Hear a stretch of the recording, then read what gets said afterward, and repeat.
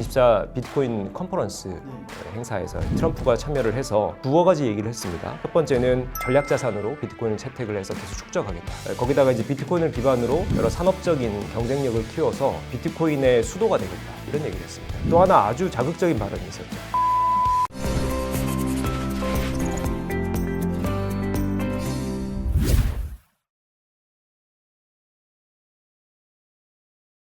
안녕하세요. 자이언트TV 시청자 여러분. 오늘은 가장 요즘에 뜨거운 관심 받고 있는 비트코인 관련해서 전문가인 김상윤 중앙대 교수님 모시고 얘기 들어보도록 하겠습니다. 지금 현재 오늘 18일인데 비트코인이 업비트에서 1억 2,600만 원대입니다. 이에 대해서 장기 전망, 그리고 비트코인의 역사, 그리고 우리 과학기술이 펼칠 미래에 대해서 들어보도록 하겠습니다. 교수님, 간단히 자기소개 부탁드립니다. 네, 안녕하세요. 디지털 기술과 기술로 인한 사회 변화, 또 경제 변화에 대해서 연구하고 있는 김상윤이라고 합니다. 반갑습니다. 단도직입적으로 투자자 입장에서 제일 궁금한 거는 지금 역사적 거의 최고점인 것 같은데 비트코인 지금 사도 됩니까? 사실 공부가 되신 분이라면 지금 들어가도 무리는 없습니다. 왜냐하면 아직까지 상승 여력이 충분히 있다라고 보기 때문이죠. 다만 이 비트코인에 대해서 이해도가 없으신 분들이 들어가셨다라가는 이 상승 중에서도 상당한 변동폭이 있거든요. 이 하방에 잘못 들어갔다가 이 10에서 15% 정도 급락이 나오는 구간에 이걸 버틸 수 있을지, 우리가 기존에 투자하는 자산, 뭐 예를 들면 주식 투자다. 사실 하루에 15% 떨어지는 종목 잘 없지 않습니까? 잘 없죠. 이런 경험이 잘 없거든요. 그렇다 보니까 이 비트코인에 대한 이해도 자체가 좀 부족하신 분들은 사실 이번 사이클보다는 다음 사이클에 뭐 들어가시는 것이 저는 낫겠다. 뭐 이런 추천을 드립니다. 어쨌든 그 월가에서도 돈나무 언니로 알려진 2030년에 지금보다 몇 배, 5배 이상 오를 것이다, 뭐 이런 전망 내놓기도 했는데 장기 전망에 대해서는 교수님 설명 쭉 듣고 판단하셔도 될 것 같고, 어쨌든 비트코인 전문가 입장에서는 아직 상승 여력이 있다 이렇게 보고 계십니다. 반감기라는 게 있지 않습니까? 이걸 통상 상승 동력의 주 요인으로 꼽는데 이 반감기에 대한 설명 좀 부탁드립니다. 비트코인이 비트코인 백서로 이제 설계 개념 컨셉이 발표가 되고 그 이듬해 2009년 1월에 탄생을 했죠. 그래서 실제로 이 사토시 나카모토가 비트코인 백서에 이제 발표한 대로 채굴기를 돌려서 최초 채굴을 시작을 했죠. 그때부터 이제 비트코인이 탄생을 한 것이고요. 다만 이제 최초의 채굴에 참여하는 사람 매우 소수였죠. 그러다 보니까 어떻게 보면 이제 그 소수들이 좌지우지할 수 있는 상황이었어요. 이게 결국은 이 사토시 나카모토가 원하는 것은 이 채굴에 참여하는 사람들이 점점 다양해질수록 이 시스템 자체가 탄탄해지는 거예요. 왜냐하면은 이 채굴자라고 하는 것이 결국 보안자 역할을 합니다. 이 참여자가 많아질수록 이것의 이제 보안 강도가 강해지는 거예요. 네, 그렇게 봤을 때 이게 결국은 우리가 이제 탈중앙성이 실제로 사토시 나카모토가 구상한 대로 지금 구현이 되었다라고 볼 수가 있고요. 다만 이제 반감기라고 하는 것은 뭐냐면요. 사토시 나카모토가 비트코인을 디자인할 때 이게 2,100만 개로 제한을 두었습니다. 그게 결국은 무한대로 이 찍어내는 이런 화폐가 아니라 희소성을 갖춰야 한다. 왜냐하면은 사람들이 이것의 가치를 인정하려면은 이것이 시스템적으로 혹은 누구의 어떤 이 압력에 의해서 이 발행 개수가 조작이 되거나 늘어나거나 하는 것은 이 희소성에 대한 혹은 이 가치에 대한 뭐 희석이라고 할까요? 이런 것들이 이제 작용할 수 있기 때문에 2,100만 개로 이걸 세팅을 해놨고요. 자, 그런데 다만 이제 중요한 것은 4년마다 이것이 발행되는 양을 계속 줄이게 설계가 되어 있습니다. 반으로 줄어드는 거예요. 네. 그러니까 예를 들면은 지금 현재 이제 10분마다 채굴이 이제 진행이 되면은 3.125개가 채굴이 됩니다. 네. 네. 사실 올해 4월까지만 해도 6.25개였죠. 근데 이게 이제 올해 4월부터 새로운 이제 4차 반감기 3.125개로 줄어들었습니다. 네.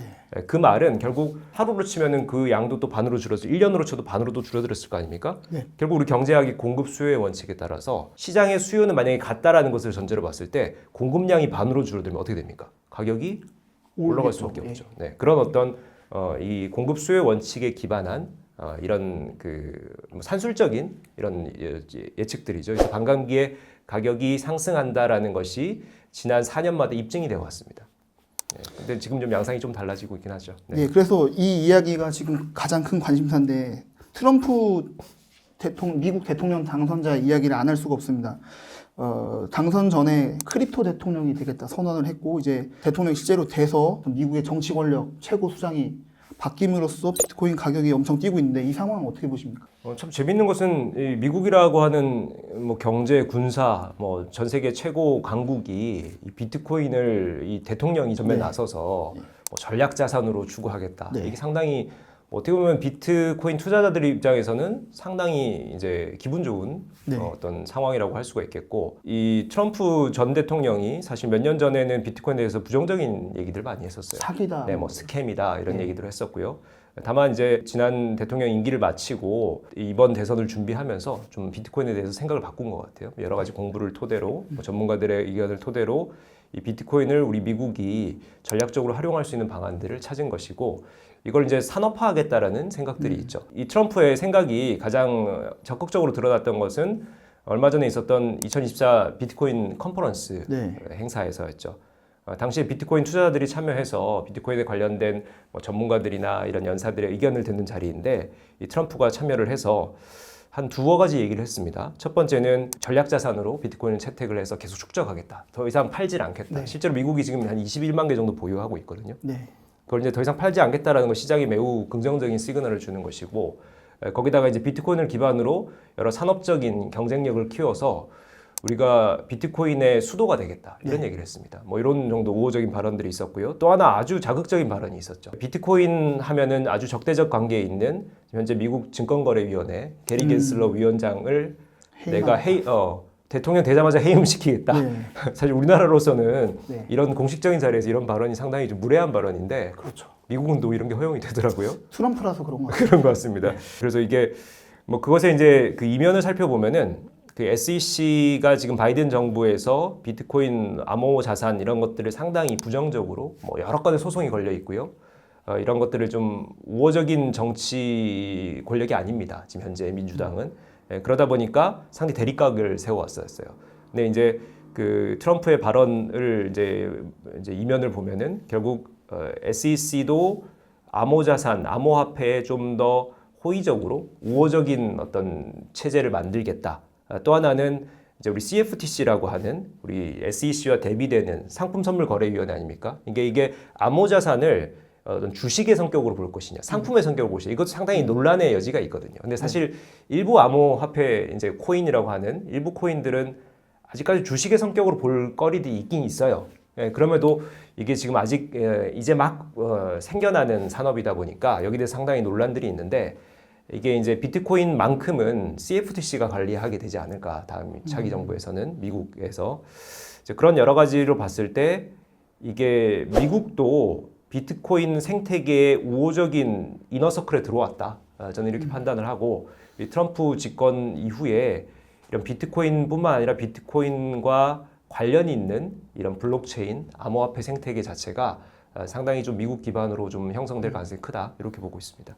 미국이 이제 트럼프 대통령 당선자가 공언한 대로 비트코인에 대한 규제 같은 걸 많이 풀고 국가적으로 산업으로 키우겠다고 공언을 한 만큼 비트코인 투자자 입장에서 호재로 작용할 수 있는데, 다른 금융선진국 같은 경우에 뭐 비트코인에 대한 규제를 아직 풀지 않은 경우가 많습니다. 교수님께서 이와 같은 현상을 오리너구리가 처음 발견됐을 때 비교해서 설명해 주신 적이 있는데요. 근데 오리너구리와 비트코인 어떤 관계가 있습니까? 근데 사실 뭐 저뿐만 아니라 다른 또 비트코인 전문가분들도 오리너구리 사례를 많이 언급하시고, 실제로 최초에 언급된 것은 2017년 포브스지에서 한 컬럼리스트가 이 비트코인은 오리너구리다라고 아마 세계 제일 먼저 주장한 걸로 알고 있습니다. 이게 그냥 재미있게 비유한 거죠. 오리너구리라면 아마 생소하실 텐데요. 호주 그 동부지방에서 발견된 좀 괴상망측하게 생긴 동물이에요. 네. 이게 포유류로 분류가 되고 있는데 현재로는 네. 당시에 이제 1800년대 발견됐을 때만 해도 주둥이가 있어요. 네. 근데 이게 이제 새끼를 낳는 거예요. 알을 낳지 않고. 그러니까 오리같이 생겼는데 네. 이게 포유류인 거죠. 네. 그래서 당시에 이제 그 호주에서 이게 발견되고 나서 전 세계 동물 학자들, 뭐 동물 학회나 이런데 이 호주의 그 전문가들이 이걸 보고를 했더니, 야, 이상한 소리 하지 마라. 실제로 그런 게 존재하냐, 그림 그려와가지고 이런 거 아니냐. 그게 결국 이제 어떻게 보면 좀 경계에 있는, 우리가 지금 블랙스완과 비슷하죠. 지금까지 보지 못했던 경험에 대해서 사람들이 안 믿는 거예요. 내가 생각할 때 A 아니면 B지, A일 것 같기도 하고 B일 것 같기도 하고 이런 건 없다라는 거예요. 지금 현재 암호자산, 특히 비트코인이 그런 거예요. 이게 화폐냐? 화폐 아닌 것 같은데? 그거 어디다 결제? 뭐 커피 사 먹을 때 쓸 수 있어? 이렇게 물어보거든요. 근데 실제로 커피 사 먹을 때 쓸 수 있는 나라도 있습니다. 다만 그것에 들어가는 비용이 커피를 지불할 때 5천 원 정도의 비트코인을 지불하는 자체가 아직까지는 이게 효율성이 없어질 뿐이지 결제는 가능하거든요. 네. 거기다가 이게 그럼 자산이냐? 거기서 또 왈가를 보고 있거든요. 왜냐하면은 이게 자산으로 우리가 보려면은 뭔가 좀 실제 실물이 있어야 되고 혹은 뭐 정말 안정적이어야 되고 뭐 이런 여러 가지 또 이론들을 들거든요. 근데 그거는 결국 우리가 이제 살아 생전에 경험해온 이런 금융 서비스 안에 속해 있지 않을 뿐인 것이지 이것이 금융이 아니다, 경제가 아니다로 말할 수가 없는 겁니다. 그래서 결국 뭐 월가에서는 지금 상당히 전향적으로 받아들이기 시작했다. 아무래도 미국이 상당히 이런 것에 대해 적극적이고 새로운 문화나 새로운 기술에 대해서 또 월가는 또 상당히 선도적입니다. 근데 사실 그에 비해서 우리나라 금융권, 뭐 여의도의 네. 여러 이제 전문가분들, 실무자분들 만나 보면은 상당히 부정적 인식들을 갖고 있어요. 실제로 투자도 하지 않습니다. 그럼 결국 이 비트코인을 지금 이제 대중들은 금융이자 경제로 인식하고 투자 대상으로 보고 있는데 가장 이것을 주도해야 할 금융업계에서는 이거를 이제 오리도 아니고 너구리도 아닌 것으로 보고 있다. 예. 그러면 그들이 이제 어떤 규정을 해야 되고 실제로 한국은행 이제 여러 전문가분 나오셔가지고 상당히 부정적으로 얘기하는 유튜브 좀 많지 않습니까? 제가 그분들 폄훼하는 게 아니라 상당히 받아들일 준비가 안 되어 있는 거예요.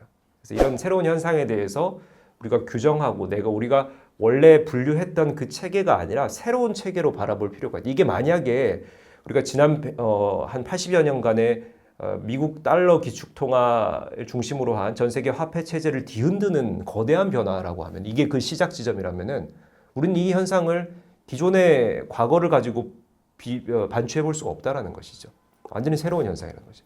그런 점에서 우리가 이 주로 금융 경제 전문가분들이 마음을 덜 열고 있다. 이런 점에서 저는 우리 너구리라고 비유를 했습니다. 네. 예, 말씀하신 대로 이제 우리 금융권에서는 채권, 주식, 화폐, 금 이렇게 자기들이 가진 분류에 이게 아직 포함이 안 돼 있으니까 약간 그 유리된, 그러니까 지금 금융업에서도 가상화폐 업계 전문가분들만 이게 계속 희망 섞인 전망들을 내놓고 네네.